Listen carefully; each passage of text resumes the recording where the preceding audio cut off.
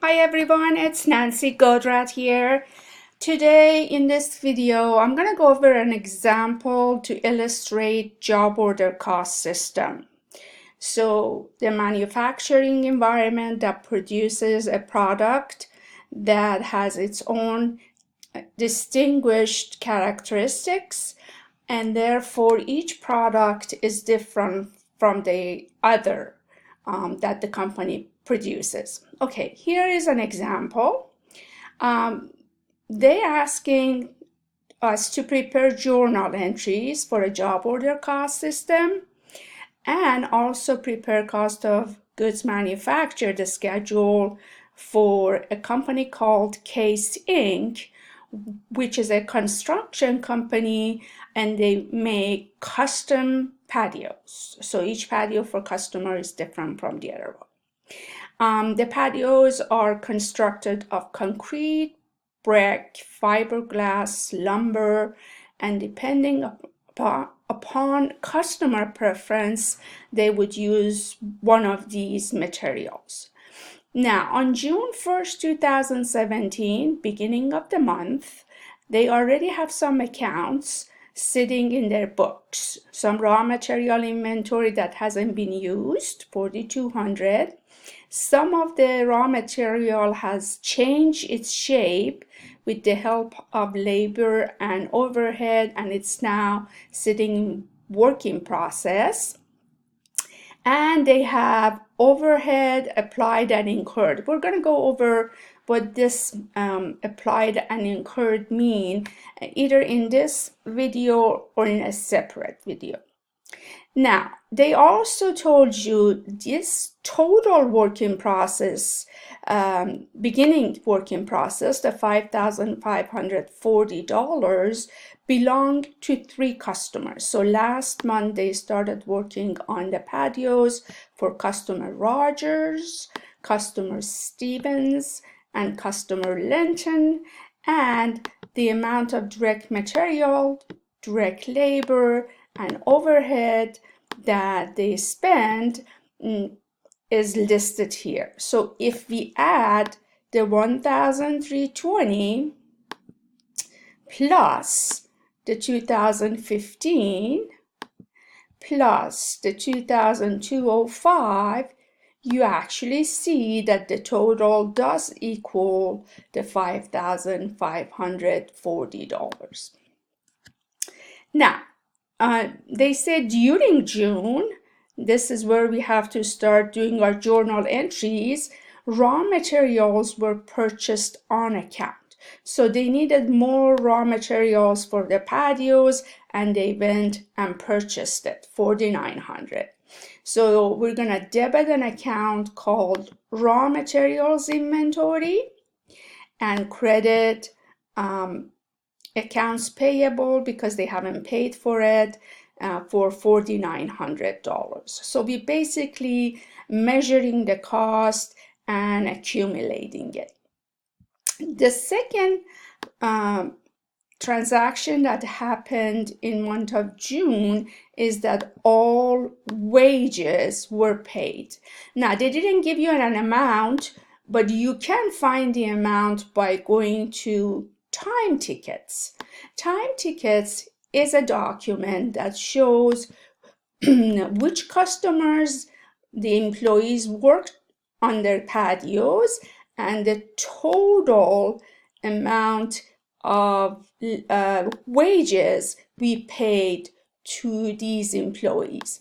So the total amount of wages we paid for the month of June was 4,800. Since it says is paid, that means cash already has been reduced. So therefore, we're gonna debit factory labor for this journal entry and credit cash for the $4,800.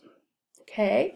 The next transaction is they're telling you additional overhead cost consisted of depreciation on equipment, 900, and miscellaneous cost of $400 incurred. So in total, they spend $1,300 on manufacturing overhead. So we're going to debit this account called manufacturing overhead for the $1,300, and part of it we haven't paid for, the $400, so we're going to credit accounts payable, and the amount related to depreciation of the equipment we are going to credit a contra asset called accumulated depreciation dash equipment. This is not the asset. We cannot credit the asset directly because of the cost principles, which said when an asset is purchased, we record it at the price we paid for it, even if the value of it in market changes. So because we cannot reduce the equipment value, we created this accumulated depreciation account to show how much of the original cost of that equipment we are allocating to an expense called manufacturing overhead, because the value of the equipment by using it has gone down. So these three first journal entries related to purchase of material, payment of labor, and payment of manufacturing overhead, or in this case, we put it on account, are called accumulating cost of the production. The next step is actually taking the cost, raw materials, inventory, factory labor, and manufacturing overhead, and assign it to work in process, meaning that because the shape of the raw materials with the help of labor and overhead has changed, we now need to assign direct material, labor, overhead to production, which is basically work in process. How do we do that? We need three journal entries. We have to show how much of the material was used, and the source document for that is materials requisition slip, and that's a piece of paper that allows materials to be released to the foreman or the employee that needs those material for the patios. So there is a system in place to make sure there is control over your inventory and they are not wasted or stolen. Now they spend $6,400 of material. However, part of this material is general use. General use means it's an indirect.